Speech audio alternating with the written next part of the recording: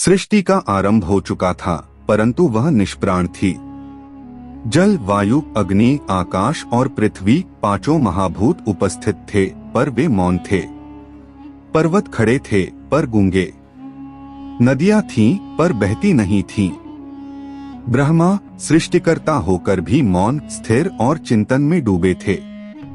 उनके भीतर गूंज रहा था एक प्रश्न, मैंने रचना कर तो दी, पर संचालन कैसे होगा? यह जगत धर्म के बिना चल नहीं सकता। तभी एक बार ब्रह्मा ने अपनी आंखें खोली। उनके चारों मुखों से एक साथ श्वास निकली। उन्होंने गहराई से ब्रह्मांड की ओर देखा और फिर अपने अंतर्मन से एक संकल्प लिया। उन्होंने अपनी चेतना से 7 अलग अलग ऊर्जा रूपों को जन्म दिया। ये कोई साधारण जीव नहीं थे, न देवता न मानव। ये थे उनके मानस से उत्पन्न उनके विचार, उनकी चेतना और तप का जीवंत स्वरूप। 7 तेजस्वी पुरुष 7 दिशाओं में प्रकट हुए। उनके प्रकट होते ही आकाश में गड़गड़ाहट हुई, पृथ्वी में कंपन हुआ, सप्त रंगों की आभा चारों ओर फैल गई। सृष्टि ने पहली बार चेतना का अनुभव किया। ब्रह्मा ने उन्हें देखा और कहा, तुम मेरे पुत्र नहीं, मेरे अंश हो। तुम्हारा नाम सप्तर्षि होगा। तुम्हारा कार्य होगा इस सृष्टि में धर्म की स्थापना करना, ज्ञान का विस्तार करना और तप के माध्यम से संतुलन बनाए रखना। तुम्हारे बिना मेरी सृष्टि अपूर्ण है। वे 7 थे। वशिष्ठ संतुलन और नीति के ज्ञाता, अत्रि ब्रह्म ज्ञान के धनी, गौतम तप और त्याग की मूर्ति, विश्वामित्र बल और विज्ञान के प्रतीक, कश्यप जीव सृजन के अधिष्ठाता, भारद्वाज बुद्धि और विज्ञान के आग्रही, जमदग्नि शौर्य और संयम के रक्षक। सप्तर्षि पृथ्वी पर उतरे तो वहां डरावना सन्नाटा था। मानव भटक रहे थे, राक्षसी प्रवृत्तियां हावी थीं और देवता स्वयं दिशाहीन थे। धर्म का कोई नाम निशान नहीं था। यज्ञ, मंत्र, आहुति सब केवल अवधारणाएं थीं, उन्हें किसी ने कभी देखा नहीं था। ब्रह्मा ने संकेत दिया, जब तक पृथ्वी पर पहला यज्ञ नहीं होता, धर्म प्रकट नहीं होगा। वह यज्ञ तुम्हारा कार्य है। सप्तर्षियों ने तपस्या शुरू की। नदियों के किनारे, निर्जन वनों में, पर्वतों की गुफाओं में उन्होंने वर्षों तक ध्यान किया। एक एक ऋषि ने अपनी शक्ति को जागृत किया। उन्होंने वेदों की ध्वनि को सुना जो ब्रह्मा के भीतर से आती थी। वे जानते थे यह यज्ञ साधारण नहीं होगा। इसमें समस्त सृष्टि की चेतना जुड़ी है। कई वर्षों बाद उन्होंने एक विशेष स्थान चुना, 5 पवित्र नदियों का संगम। वहां उन्होंने यज्ञ का मंडप बनाया। न लकड़ी साधारण थी, न भूमि। उस स्थल पर पृथ्वी स्वयं कांप उठी, जैसे वह इस यज्ञ की प्रतीक्षा कर रही हो। यज्ञ की रचना आरंभ हुई।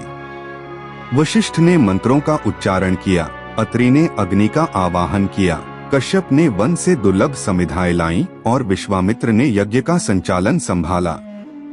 देवताओं को आमंत्रण भेजा गया। आकाश में गंधर्वों की वीणा बजने लगी। वायु में सुगंध फैली। ऐसा प्रतीत हुआ मानो स्वर्ग पृथ्वी पर उतर आया हो। लेकिन जब यज्ञ आरंभ होने ही वाला था, तभी वहां एक रहस्यमयी घटना हुई। यज्ञ मंडप के बाहर से एक गहरी काली छाया आई। वह कोई राक्षस नहीं था, न कोई ज्ञात शक्ति।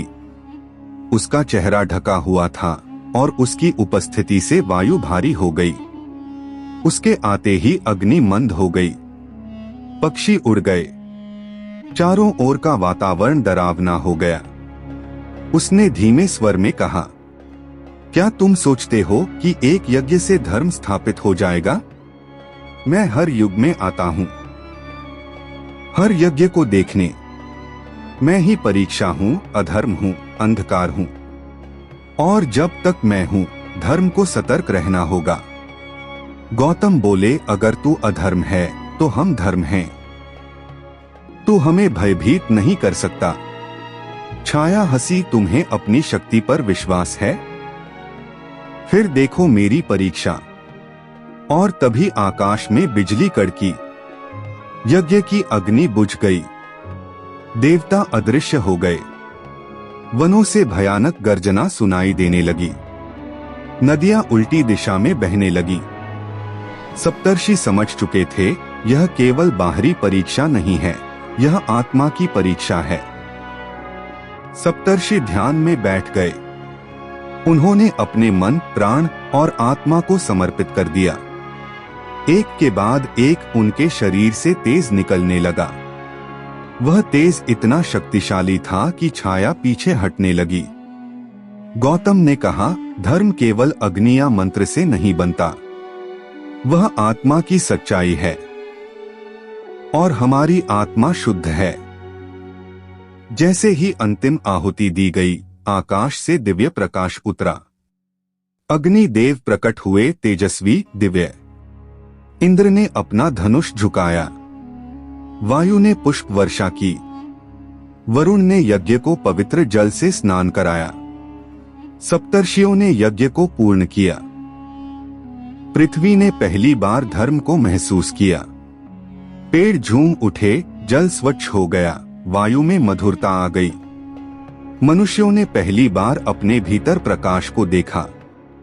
रहस्यमयी छाया मुस्कुराई और बोली, तुम सफल हुए, पर याद रखना, मैं हर युग में लौटूंगा।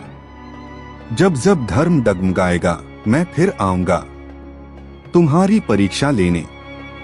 और वह अंधकार वायु में विलीन हो गया। यज्ञ के बाद ब्रह्मा स्वयं प्रकट हुए। उन्होंने कहा, अब यह सृष्टि संतुलित है। धर्म, अधर्म, प्रकाश और अंधकार सब आवश्यक हैं, पर संतुलन केवल उन्हीं के कारण रहेगा जो सतत जागृत हैं। और वह तुम हो, सप्तर्षियों।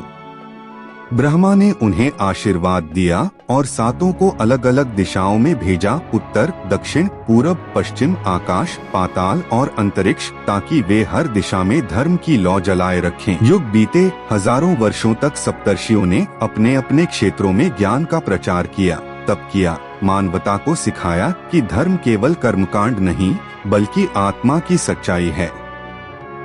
उन्होंने वेदों को संरक्षित किया, संस्कृति की नींव रखी और समय समय पर अवतारों के साथ मार्गदर्शन किया।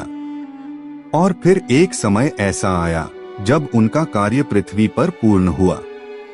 तब एक दिव्य क्षण में, जब अग्नि शांत थी, वायु स्थिर और सारा ब्रह्मांड मौन, सप्तर्षियों ने ध्यान में प्रवेश किया। उनके शरीर से तेज निकलने लगा और वे धीरे धीरे प्रकाश में विलीन होने लगे।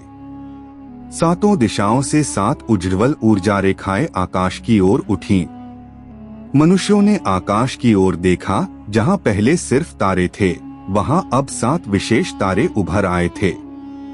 वे न साधारण तारे थे, न केवल ज्योतिषीय चिन्ह, वे थे सप्तर्षियों की अमर आत्मा, जो अब सप्तर्षि तारामंडल बन चुकी थी।